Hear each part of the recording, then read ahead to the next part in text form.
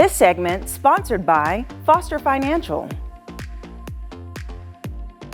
Welcome to Wealth Wednesday, providing you with holistic financial advice from Foster Financial. And joining me today is their Vice President, Caleb Doane. Hi. Hi. Good morning. Good morning. How's it going? It's going pretty well. How are you doing? Yeah, I'm doing good. Thank you. Okay, so today we have an interesting topic. So apparently there are some future tax changes happening. Oh, yeah. So break that down for me. Yeah, absolutely. So, I mean, a lot of us know that at the end of 2025, there's going to be some kind of tax provisions that sunset. Okay, so then if no legislation is passed, then we're expecting taxes to kind of increase in 2026, and it changes a few things. But one thing that I wanted to take some time to look at were changes that were proposed but not actually implemented yet. Because some of those changes genuinely kind of worry me, scare me when you read at what the Congressional Budget Office is considering to basically reduce our deficit. Wait, I've never heard you say that before, that you're scared. Yeah, anytime changes. when the government starts talking about raising taxes, it's definitely something that worries me. And I know a lot of investors out there, of course, too. Oh my goodness. So, I mean, of course we know that our government is in debt. You know, national debt is sky high, and we're operating at a budget deficit every single year, too. Yeah. So, I mean, that deficit is continuing to grow. Yeah.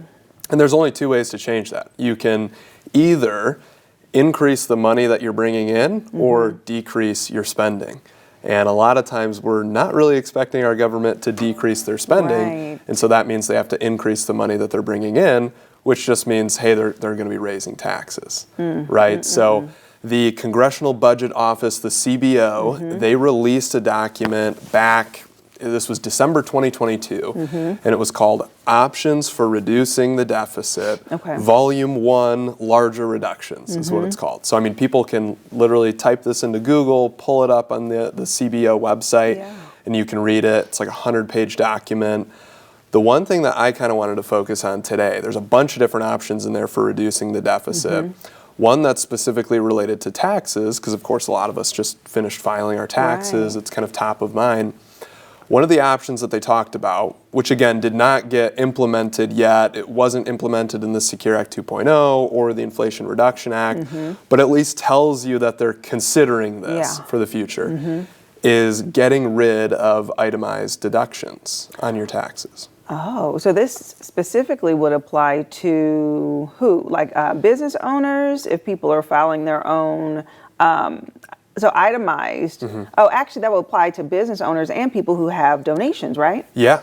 So, I mean, a lot of times the option for you is to either itemize or to take the standard deduction. If you're itemizing, the interesting thing that, you know, it's odd that they're kind of targeting the people who are itemizing, because these are often the people who are donating the most to charity, right? So, or maybe they have really high medical bills or something. There's a lot of reasons why someone would itemize. But I wrote down the exact phrasing from page 78 of that document that you can look up online. All right, give it to us, Caleb. It says, under the first alternative, all itemized deductions would be eliminated. As a result, taxpayers who would otherwise itemize deductions would have to claim the standard deduction, which generally would be of less value to them. So this would get rid of that itemized deduction option so that everyone would have to take the standard deduction. So again, I hope that this doesn't get implemented, but at least tells you, you know, the thought process that's going into some of these conversations. That's interesting because it feels like it really does target, though, a specific tax bracket if people are donating in that excess to charities to have to itemize it. But are they basically trying to find a way to go after high-income homes? Possibly, but the odd thing is that, you know, I have clients who, you know, might be pretty low or middle income, but they just have really high medical expenses, because you can itemize if you have high medical expenses. I have some clients who are in nursing facilities who get to itemize, not even because they donate, but just because they're spending so much on nursing facilities. Okay, I didn't realize the medical aspect to it, because you do think about the charities, and then of course, I wonder if this will apply to business owners. Do businesses have to abide by this rule, or is it just individuals? So businesses will still be able to, like if this got implemented, businesses will still be able to write off their normal expenses and everything like that that you would put on a Schedule C. For this is mostly talking about people who are filing their just family's taxes, right? They're Right. filing as a single filer or joint filer, whatever it might be. If they're normally used to itemizing, if this got implemented, they would only be able to take the standard deduction, which of course would increase their overall tax liability. Yeah. So, I mean, one of the things that we do with a lot of our clients who are itemizing, let's say they're itemizing, they're able to deduct $40,000 over the course of the year. The standard deduction, just for round numbers' sake, let's say is 30. Okay. If they have a lot of excess cash in their bank account, what we'll do instead is we'll have them donate twice as much or 3 times as much in 1 year, get to itemize a huge amount, and then in the next 2 or 3 years just take the standard deduction. So they're still giving the same amount to the charities that they're normally donating to or whatever it might be, whatever reason that they're itemizing. But they get to take the really big deduction, and then they get to take that standard deduction. So this is a way that people can save money on taxes right now, Right. but especially if we were to see that, hey, maybe in the future, if they say, starting in 2029 or whatever it Yeah. is, you can't itemize anymore, we'll want to apply this strategy to a lot of clients lot where we of say, them. hey, we're going to donate a lot in this 1 year, Right. take that big itemized deduction, because in future years it's going to be gone. So, what type of notice is given once one of these changes are actually implemented? Yeah, I mean, you hope they give you a lot of notice. I mean, Yeah. so they released this document in December of 2022, and they were proposing these changes for 2023.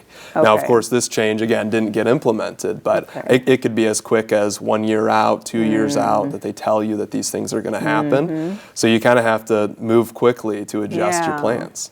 Yeah, I would love to talk further, maybe next Wealth Wednesday, just about that strategy of donating, because we're seeing that in some public figures. The wife of Amazon's Yeah, Jeff owner, Bezos' wife. Yeah, his Mackenzie wife, Whitney, I want to say. Yes, like she's given away crazy amounts, like millions, I think almost like up to $1 billion to charities that she's selecting because she's trying to liquidate all that Right. money that they have. So I'm wondering the strategy behind that. So maybe we could dive deeper. Yeah, absolutely. Yeah. Because it doesn't just apply to billionaires. You Right, know, it's like yeah. there's ways to save on taxes just for your everyday charitable-minded person. Yeah. Okay. Well, thank you. Yeah, thank you. Caleb, yeah, that was great. So you guys remember that Foster Financial is here to help you with strategizing for your taxes. And we'll have their number listed below to give them a call. And I'll see you after the break. This segment sponsored by Foster Financial.